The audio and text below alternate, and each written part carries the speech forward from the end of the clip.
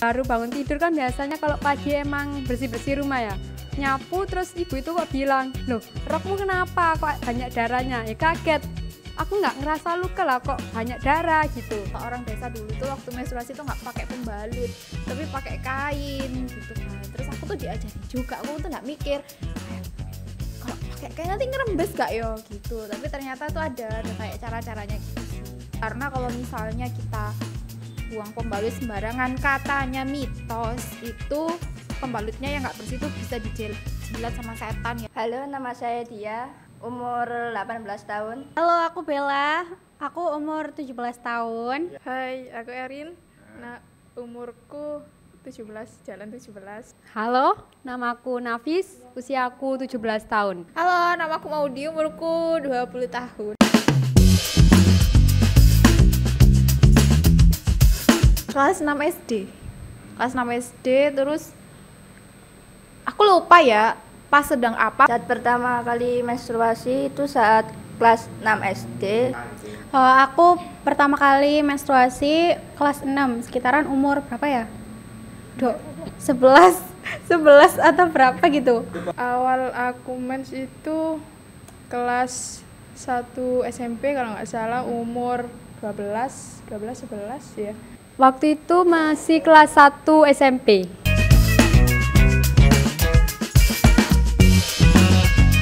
Agak panik, kaget, malu mau bilang ke ibu itu kayak gimana gitu. Malah momen menstruasi itu aku tunggu-tunggu gitu loh, kayak penasaran juga. Terus kan kalau menstruasi ibu aku bilang nggak boleh sholat gitu kan.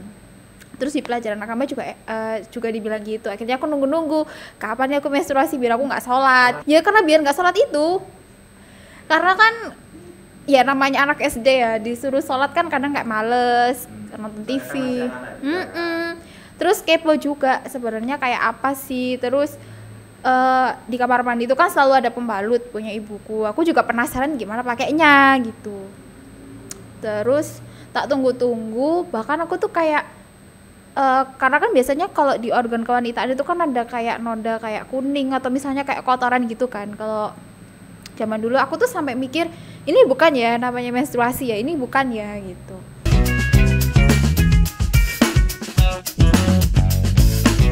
Baru bangun tidur kan biasanya kalau pagi emang bersih-bersih rumah ya, nyapu, terus ibu itu kok bilang, loh rokmu kenapa kok banyak darahnya? Ya kaget, aku nggak ngerasa luka lah kok banyak darah gitu.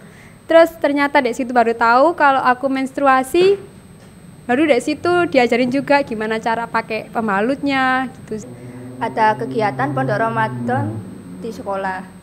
Dan waktu itu posisinya itu masih belum berangkat ke sekolah, jadi kejadiannya itu saat subuh-subuh sebelum berangkat. Waktu pulang sekolah di rumah. Itu pas sekolah sih, tapi pas pulang sekolah. Karena aku pulang sekolah tuh jalan. Jadi pas nyampe di rumah ya udah ada. Untuk detail kapan aku lupa, tapi waktu itu kayak cuman ngegaris gitu sih.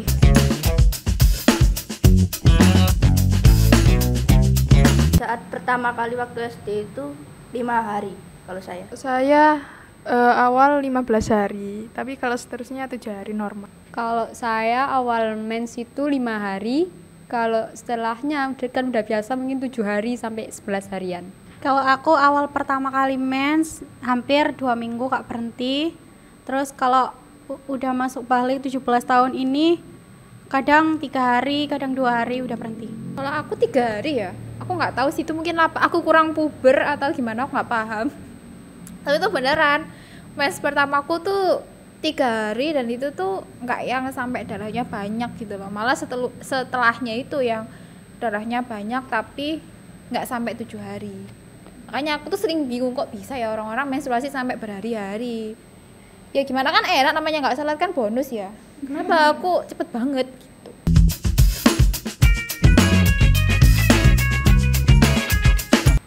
Kalau aku sih kalau sebelum mens itu biasanya jerawatnya banyak ya. Kalau waktu mens, jadi misal mensnya itu selama 7 hari. Jadi selama 7 hari itu juga aku bakalan dilep. Biasanya kan kalau dilep itu cuma di awal aja. Kalau aku dari awal sampai akhir mens itu bakalan dilep. Terus moodnya itu lebih naik turun ya, kadang nangis-nangis sendiri gitu. Kalau selesai mens itu biasanya lebih banyak keputihan sama muncul kayak flek hitam gitu sih. Sekarang itu ke arah yang punggung. Punggung serasa sakit buat duduk, buat rebahan bahkan. Kalau sesudah mens itu mood naik turun. Tapi punggungnya sakit, tapi enggak yang sakit-sakit banget gitu, biasa aja. Pertama kali mens itu pas mau ngalamin mens itu mood itu suka marah-marah. Terus kadang juga lapar. Kalau pas mensnya kayak lebih sabar gitu, gak bisa marah. Sama kayak pas waktu 17 tahun ini yang aku rasain sih, kalau mau mens kadang jerawat banyak, terus suka lapar. Terus kalau udah mens kayak apa-apa dibuat nangis gitu, kayak kesenggol dikit langsung nangis. Bukan punggung ya, tapi lebih ke pinggang. Itu sakit banget, dibuat duduk itu salah, buat tidur salah, kayak dibuat apa-apa salah. Pernah nih aku pas waktu perjalanan kan, mau ke satu tempat naik kereta, itu aku masih mens pertama kali, dan itu perjalanannya harus 4-5 jaman. Itu aku di dalam kereta tuh rasanya kayak pengen neriakin orang yang ada di sekitar, apalagi kalau kondisinya tuh rame, karena kan kita biasanya kan moodnya tuh kayak nggak mau kan, kayak rame-rame atau gimana. Dan itu rasanya kayak pengen, ayo cepet lagi, kayak pengen loncat dari kereta gitu gak sih? Sesudah menstruasi itu tanda-tandanya mungkin sama ya, di awalnya tuh pasti keputihan dulu. Nanti kalau udah benar-benar bersih itu kayak lendir, keputihan tuh nggak ada lagi.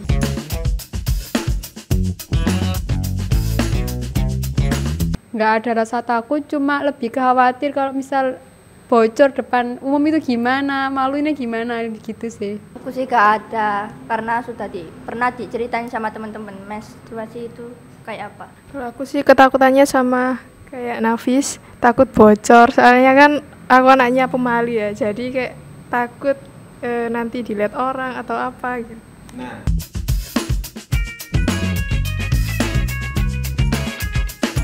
Kalau edukasi pernah ada itu waktu SMP kelas 1. Di sana juga jelasin menstruasi itu bagaimana. Aku sih kalau edukasi dikasih taunya itu habis men itu bukan sesudah, sebelum atau. Kalau edukasi sih iya, itu dari ibu, atau kalau enggak biasanya kalau ngaji itu ada ngaji kitab ya. Jadi ustazahnya itu nerangin juga tentang menstruasi itu gimana, kayak gitu. Kalau pas waktu kecil kan enggak ya, karena kan kita kecilnya cuman bermain dan dikasih tahu sama mungkin orang tua atau edukasi yang seperti itu mungkin di sekitar kelas 5-an ya. Jadi kita ya udah di fase-fase emang siap gitu aja, enggak yang sampai merasa sakit mau mati atau apa, kan enggak kayak gitu. Itu kalau aku sih.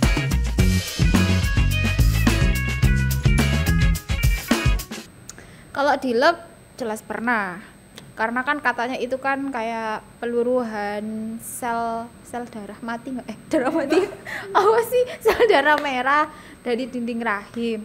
Cuman di labnya tuh nggak yang signifikan gitu, cuman beberapa kali, tapi biasanya pas awal-awal. Kalau di lab sih pernah, tapi nggak sering. Kalau mens di lab nggak sering sih, jarang.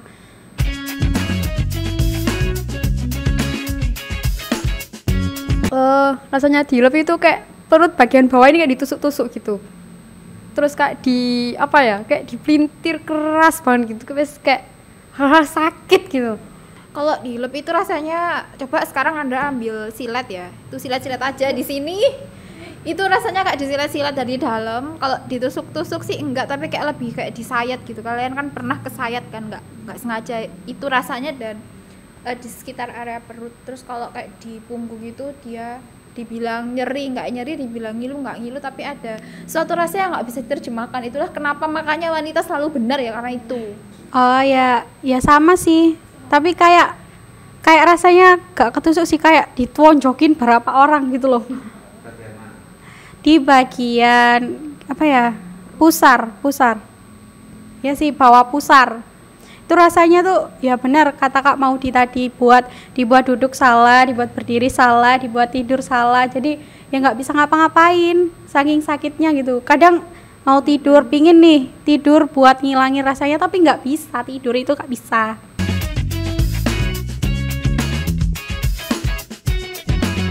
Minum kunyit itu ramuan kunyitnya cuman kayak kunyit dipotong-potong, dipotong pipih, terus direbus, terus diminum. Itu aja sih. Dan aku menyarankan untuk tidak mengkonsumsi minuman yang bentuk botol kalau misalnya kalian telat haid atau pas haid, karena berpotensi menyebabkan kanker rahim. Jadi mending yang alami-alami aja, karena kan kalau di produk seperti itu pasti ada bahan pengawetnya, meskipun dia itu dalam bentuk botol kaca, karena kan kadang di bawahnya itu ada endapan yang kita nggak tahu itu endapan apa. Begitu. Bilang sama ibu, terus dibuatin, katanya orang Jawa kalau dilep tuh dibikinin jamu kunyit asam. Nah itu supaya reda, dan kalau dilep juga sering dibuatin itu sama ibu. Ya kalau misal lagi di rumah sih ya dibuat tidur aja, tapi kalau udah banyak kegiatan itu biasanya dikompres pakai air hangat sih.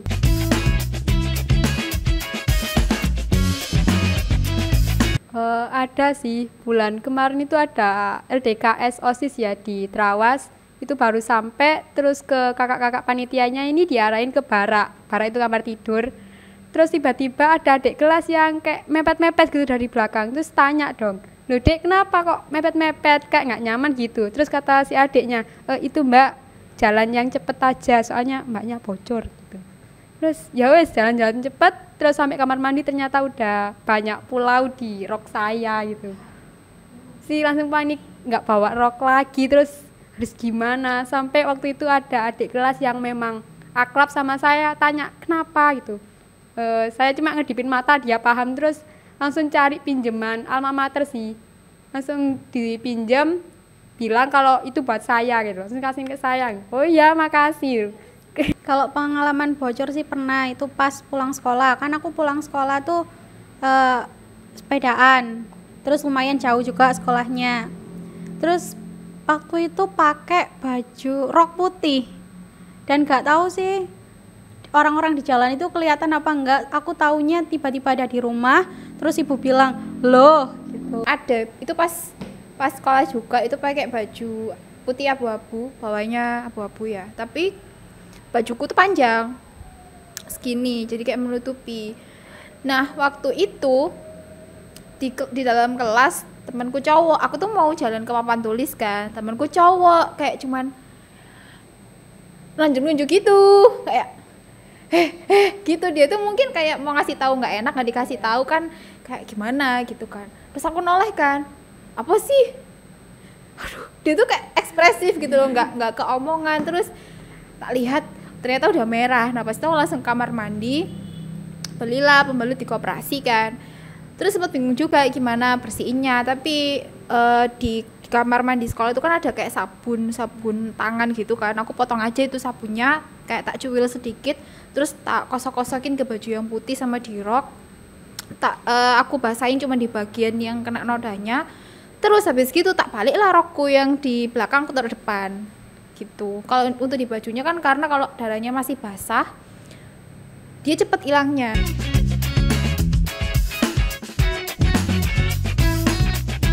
Oh iya, ada. Waktu itu cuma dibikinin kayak jenang merah gitu, terus diantar ke tetangga. Nah kan tetangga kan nanya, dalam rangka apa gitu. Terus aku kan mau jujur, terus kata ibu, ya ngomong aja kalau bancaan gitu. Kan gak lucu kalau ngomong, iya aku lah udah mens gitu. Bancaan sih kayak sama juga kayak Kak Maudi. Ibu juga udah bilang kalau nanti kalau kamu udah ngalamin itu bakalan tak buatin kayak selamatan gitu, dibagi-bagiin sama tetangga. Dibuatin jenang merah, tapi ini dibaginya cuma ke keluarga besar aja, karena kehidupannya lingkupnya itu cuma keluarga besar aja gitu, nggak sampai ke tetangga yang jaraknya lumayan jauh gitu.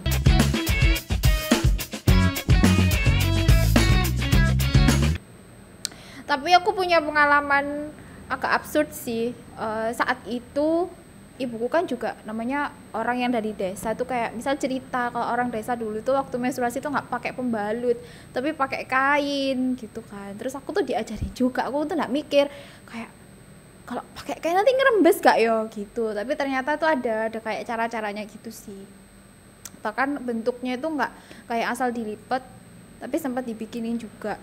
Dari situ aku tahu, dan ternyata pembalut untuk menstruasi yang kayak gitu tuh sampai sekarang juga masih digunakan, biasanya buat anak-anak di pondok pesantren.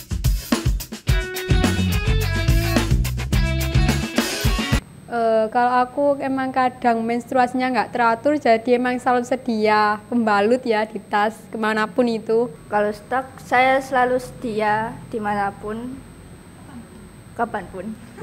Saya sih nggak nyetok ya, soalnya bisa diprediksi kapan hari apa gitu ya. Gak pernah sih, kalau dulu gak sempat kepikiran buat nyediain, soalnya udah ada koperasi, jadi kalau ada apa-apa langsung lari ke koperasi. Kalau untuk sekarang di umur saat ini sih selalu dibawa kemana-mana ya. Kalau untuk bawa pembalut sih jarang ya saya, karena memang siklus menstruasiku tuh nggak yang teratur.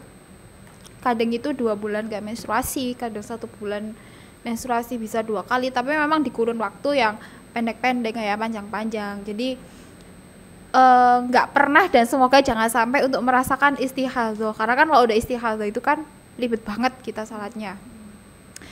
Terus karena biasanya kalau menstruasi awal sekarang nih, kita tuh pasti bisa ngerasain gitu loh, oh ini aku kayak keluar, ini keputihan atau menstruasi, itu kan pasti kerasa. Jadi kalau nggak sampai yang kayak tiba-tiba langsung bior gitu, enggak. Jadi ya kalau kayak aku kerasa deh gitu ya, cepet-cepet aja beli gitu.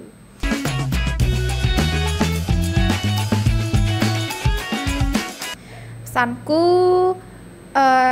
apa ya, kayak selalu jaga kebersihan organ intim, karena kalau misalnya kita buang pembalut sembarangan, katanya mitos itu pembalutnya yang nggak bersih itu bisa dijilat sama setan ya, aku nggak tahu itu benar atau enggak. Terus jaga organ intiman itu juga penting banget, karena kalau enggak itu bisa memicu kanker serviks dan kanker rahim, karena ya itulah aset berharganya wanita ya gitu. Kalau saran ini sih bacot ya, kalau cewek lagi PMS itu kalian jangan suka bikin masalah deh, karena ada istilah itu kayak gini, misal wanita ini nabrak batu ketika PMS, batu ini yang minta maaf ke cewek gitu. Keren kan cewek itu? Buat wanita, kamu tuh berharga di mata laki yang tepat.